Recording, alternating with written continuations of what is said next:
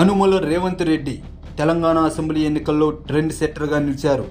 ఆర్ఎస్ఎస్తో అనుబంధం, స్వతంత్ర అభ్యర్థిగా జిల్లా పరిషత్ ఎన్నికల్లో గెలుపొందడం మొదలు ప్రత్యేక తెలంగాణలో తొలిసారి కాంగ్రెస్ పార్టీని అధికారంలోకి తీసుకురావడం వరకు ఆయన రాజకీయ జీవితంలో ఎన్నో ఒడిదుడుకులు, వివాదాలు కనిపిస్తాయి. ఓటములు, అవినీతి ఆరోపణలు, స్వపక్షం నుంచే విమర్శలు ఎదురైన మాస్ ఫాలోయింగ్తో వాటినన్నిటినీ ఎదుర్కొంటూనే తనదైన దూకుడుతో దూసుకెళ్లిన ఫైర్ బ్రాండ్ ఆయన. ఆ ఇమేజ్తోనే జనకర్షక నేతగా ఎదిగారు. ఎట్టకేలకు తెలంగాణలో కాంగ్రెస్ పార్టీకి అధికారాన్ని అందించారు.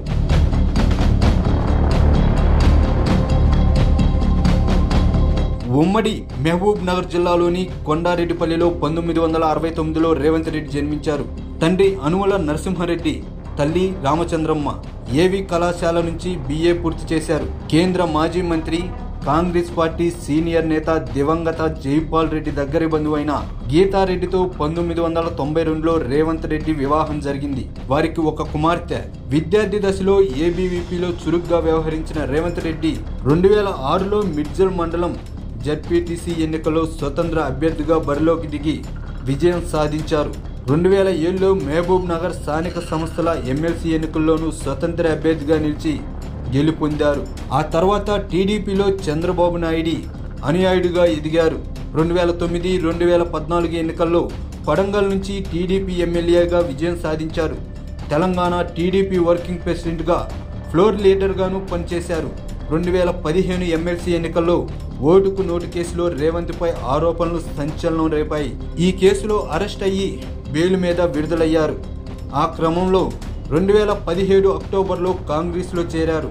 ఆ పార్టీలో చురుగ్గా వ్యవహరించి స్వల్ప వ్యవధిలోనే TPCC వర్కింగ్ ప్రెసిడెంట్ పదవిని దక్కించుకోగలిగారు. జవసత్తాలు ఉడిగిపోయినట్టుగా కనిపించిన కాంగ్రెస్కు మళ్లీ జీవం పోసే ప్రయత్నం చేశారు. 2018 అసెంబ్లీ ఎన్నికల్లో కొడంగల్ నుంచి ఓడిపోయిన మరుసటి ఏడాది లోక్సభ ఎన్నికల్లో కాంగ్రెస్ తరపున మల్కాజిగిరి నుంచి ఎంపీగా గెలుపొంది సత్తా చాటుకున్నారు.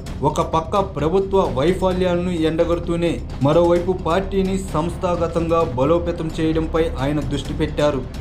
రేవంత్ పనితీరును గుర్తించిన కాంగ్రెస్ అధిష్టానం 2021 జూన్లో ఆయన్ని పూర్తి స్థాయిలో TPCC అధ్యక్షుడిగా నియమించింది.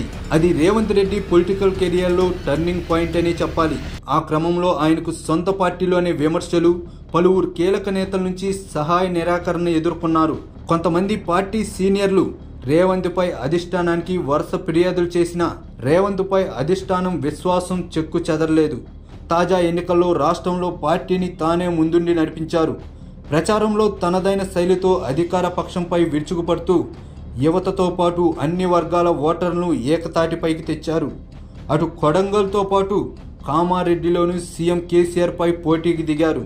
తన పాత స్థానం కొడంగల్ నుంచి మూడోసారి ఎమ్మెల్యేగా గెలుపొందిన ఆయన తెలంగాణకు మొట్టమొదటి కాంగ్రెస్ సీఎంగా చరిత్ర సృష్టించారు. మంత్రిగా పనిచేసిన అనుభవం లేకుండానే ఎమ్మెల్యే నుంచి డైరెక్ట్గా సీఎం అయిన ఘనత ఈ ఫైర్ బ్రాండ్ లీడర్దే అవ్వడం విశేషం.